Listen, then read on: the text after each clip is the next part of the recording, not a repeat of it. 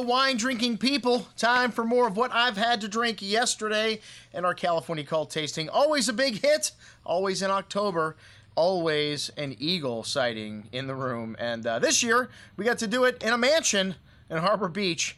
And what a great setting for a wine tasting. Let me tell you, thank you, Peter Barkin, for making that available to us. And who knows, we may throw another party here. I'll tell you, the house fit for a Halloween party, man. 10 bedrooms, all interconnected in one side of the house.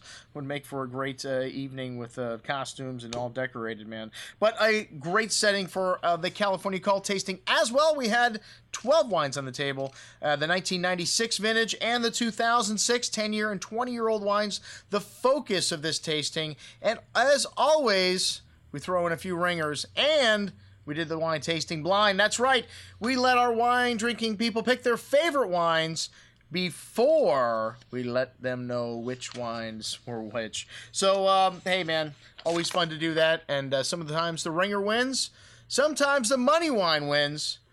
And today, that's what happened, man. The Screaming Eagle Blind reigned supreme, and the 96 Harlan came in second place in the 96 flight, and our Silver Oak did very well. I thought it was a telltale Silver Oak. That wine had that lovely dill, that sweet, almost coconut note to the nose with a little bit of pepper there, some rich currant fruit. These 96 is still very much alive. The Napa Silver Oak always does well with age and always shows well in our blind tasting, but did not finish wine of the night. And we did ask people if they thought it was the ringer. This wine did get quite a few votes for ringer in this flight. The 96 Screaming Eagle, though, I'll just tell you, what an incredible wine. This is the oldest eagle we've ever shown. This wine had a unique nose. It had kind of an herbal character to it that the other wines did not have. You cannot accuse Screaming Eagle of being a one-note pony, just all sweet fruit and oak, but this wine did have a lot of lovely rich fruit to it, a little milk chocolate, but that loamy earth and herbal quality really distinct about this wine. And this wine just had lovely balance, lovely richness, and like I said, man, was picked blind as wine of the night. 96 Harlan, also outstanding. The Oakville wines, definitely a favorite of mine.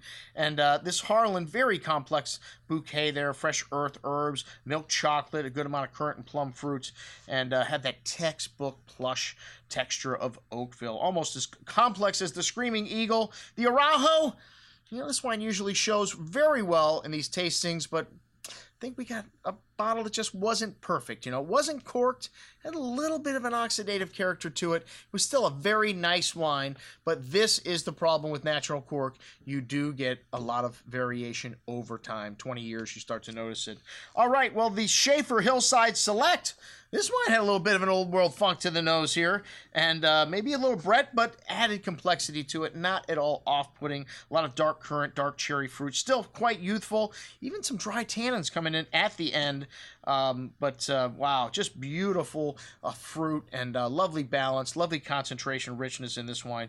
Most excellent juice. The Dalaval Maya.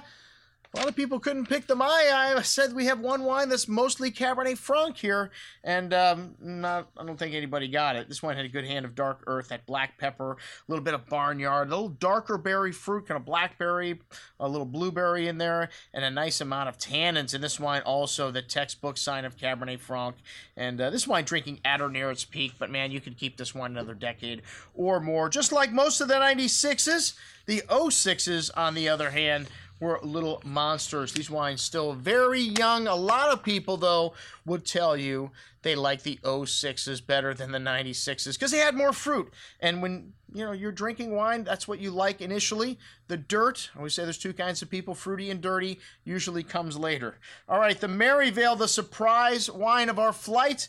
And this wine, I think, finished third, just behind the Scarecrow. And the Harlan, again, for me, man, just showed really amazingly. And our 100-point wine, the Colgan, not even one vote. Wow, Colgan, a very distinct wine. This is from Pritchard Hill, and I have to say, this wine got my vote for most improved on the next day. It just needed an immense amount of time to open up. A lot of earth here, dark spices, soy, and a lot of rich currant berry fruit as well. This wine was just layered and long on the finish, And like I said, man, it needed the most time of all the wines. The Screaming Eagle second flight, well, this is mostly Merlot.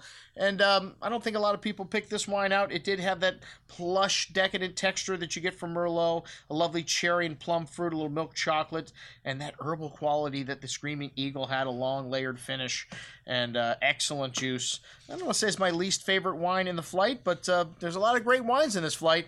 The Scarecrow, the money wine, showed up and showed why this small production wine from Rutherford is considered to be one of the top wines, man. Just a incredibly complex nose, cigar box spice, toasty oak, dark chocolate, rich dark plum, and currant berry fruit.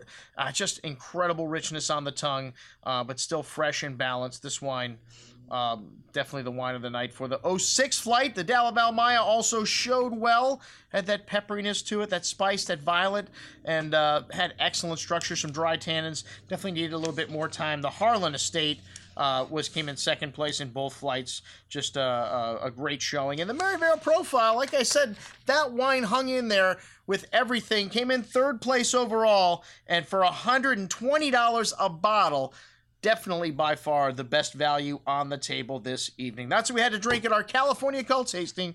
I'm your host, Andrew Lampasoni, signing off for the Wine Watch, saying remember, always drink the good stuff first.